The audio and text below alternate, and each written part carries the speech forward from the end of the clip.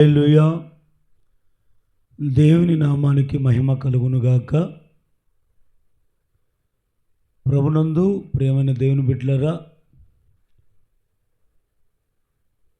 ఈ లైవ్లో వీక్షిస్తున్న మీ అందరికి కూడా నా యొక్క హృదయపూర్వకమైన వందనాలు.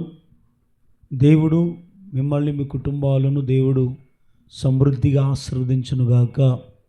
ప్రతి సంవత్సరం దేవుడు ఒక్కొక్క పాటను రాసి పాడడానికి దేవుడు మనకెంతో సంఘానికి దేవుడు కృపనిచ్చారు. పోయిన సంవత్సరం కనికర పూర్ణుడు అనే పాట పాడుకొని దేవుని నామను మహిమపరిచాం. అదేవిధంగా ఈ సంవత్సరం కూడా ఆరాధ్యుడా అనే పాటను పాడి కూడా దేవుని నామని మహిమపరుచుకున్నాం.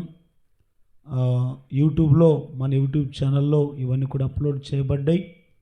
మహిమా చర్చ్ ఎమ్మిగనూర్ అని యూట్యూబ్లో మీరు చూసినట్లయితే అక్కడన్నీ కూడా పాటలు, దేవుని శక్తి కలిగిన వాక్యాలు అందులో ఉంటాయి.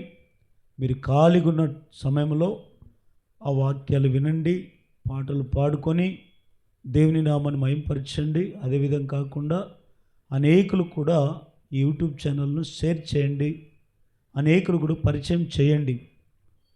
ముఖ్య గమనిక ఏమిటంటే, ఈ గుడ్ ఫ్రైడే శుభ సందర్భంగా ఒక అద్భుతమైన పాటను పాడి దేవుని నామని మహిమపరచడానికి దేవుడు సహాయం చేశారు. ఆ సిలువలో నీ రక్తమే అనే పాటను ఈ గుడ్ ఫ్రైడే సందర్భంగా మరి ఈ నెల 20వ తేదీ శుక్రవారం మధ్యాహ్నము 3 గంటలకు మన యూట్యూబ్ ఛానల్లో ఆ పాటను రిలీజ్ చేయబోతున్నాను. కనుక మీరందరూ కూడా సంఘస్థులనైతేనేమి, లైవ్లో వీక్షిస్తున్న మీ అందరికి కూడా ఈ నెల 20వ తేదీన శుక్రవారం మధ్యాహ్నం 3 గంటలకు ఆ సిలువలో నీ రక్తమైన పాట యూట్యూబ్లో అప్లోడ్ చేయబడుతుంది. మీరందరూ కూడా ఆ పాటను చూడండి, వినండి. వినడమే కాదు, ఆ పాటను పాడండి, అనేకులు కూడా పరిచయం చేయండి. ఎందుకంటే ఆ పాటలో ఉన్న ఆంతర్యం ఏమిటంటే, ఆయన శిలువలో కార్చిన రక్తం గురించినటువంటి సంఘటన గురించి రాయబడి ఉంది.